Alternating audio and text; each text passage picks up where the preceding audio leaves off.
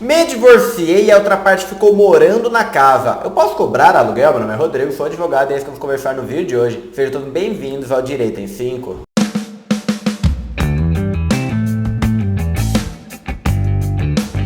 Fala pessoal, tudo bem? Sejam bem-vindos a mais um vídeo aqui no canal. No vídeo de hoje temos uma dúvida bem legal. A gente está trabalhando com a questão de divórcio. Uma pessoa ficou na casa e a gente pode cobrar aluguel. Isso é muito comum no Brasil, tanto em sede de divórcio quanto em sede de herança. O pai morreu, o imóvel está em copropriedade, que a gente chama, ou seja, tem mais de um dono, uma pessoa está usando a casa sozinho. E aí, a gente pode cobrar aluguel? O que a lei entende? O que a lei diz? Como que funciona? É isso que a gente vai trabalhar no vídeo de hoje. E esse tema é muito importante porque as pessoas confundem muito as coisas de quando elas podem cobrar esse aluguel e de qual a fração que elas podem cobrar. Então é bem interessante a gente trabalhar de forma clara nesse vídeo para você entender o seu direito e quando você pode receber. Principalmente a gente atrelando um termo inicial de cobrança, termo inicial de quando, a partir de quando você pode cobrar esse aluguel. E como você já pode ter entendido do jeito que eu estou falando, sim, é possível você cobrar aluguel da parte que ficou usando um imóvel em copropriedade. Quando a gente chama um imóvel de copropriedade, a gente chama que existe um imóvel em condomínio. Condomínio é quando existe mais de um dono de um mesmo bem. Isso pode se dar por meio de um divórcio, em que o bem foi partilhado 50-50 para cada, ficou lá na matrícula, ou uma questão de morte, né?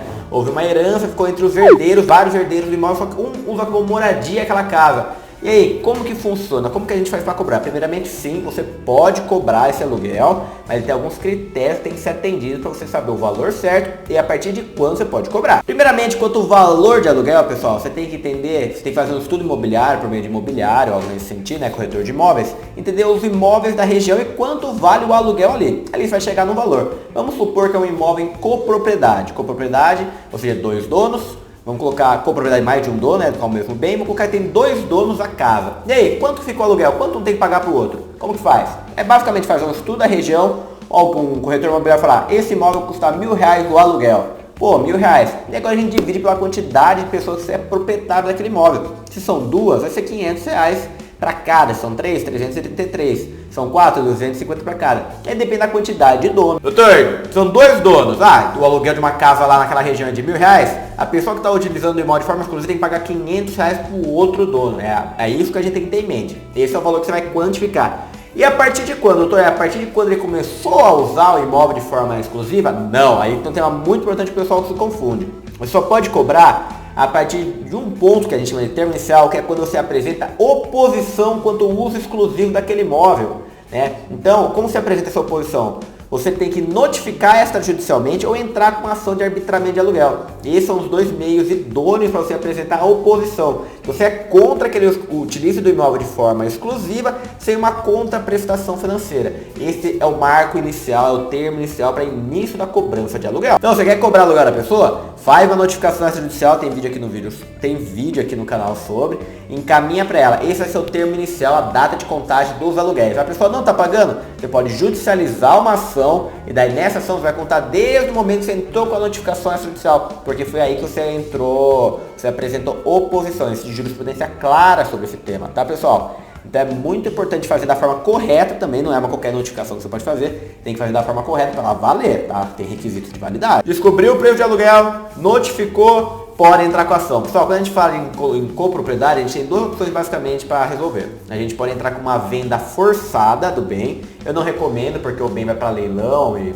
perde muito valor, vai para a pasta pública, né?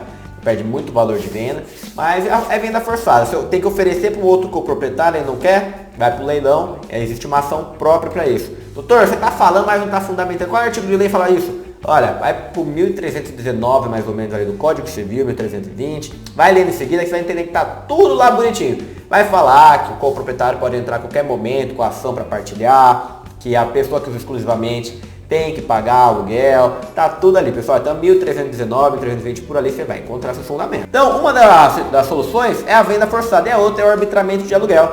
Uma parte tem que pagar para outra um aluguel pelo uso exclusivo do imóvel, mas desde que faça de acordo com os termos que eu falei, tem que apresentar oposição e tem que ter um cálculo adequado ali do valor de imóvel. Pô, doutor, mas eu não quero pagar imóvel para contraparte, também sou dono, ó. Primeiramente você vai pagar um aluguel proporcional a ele, mas você tem algumas opções. Você pode tentar comprar a parte da pessoa que está cobrando aluguel, ou você pode tentar desmembrar o imóvel, ou desdobrar, ou fazer um loteamento, depende do seu imóvel. Mas dividir em duas matrículas individualizadas, uma proporção de 50-50 para cada, e esse você não tem que pagar aluguel para ninguém. Ou seja, uma casa vira duas. dá os 50% para outra parte, fica com o seu e você não tem que pagar aluguel. Inclusive, essa é a tese defensiva que eu fiz na ação que eu trabalhei sobre isso. Eu estou pela pessoa que está sendo cobrada aluguel e existem esses vícios que eu trouxe para você. A parte estava utilizando um termo mensal lá de trás, mas sem juntar prova de notificação. Quebrei na hora e falei, não, quer cobrar aluguel? Essa é a partir da data de citação, você não notificou. Quando você apresentou a oposição, não existe.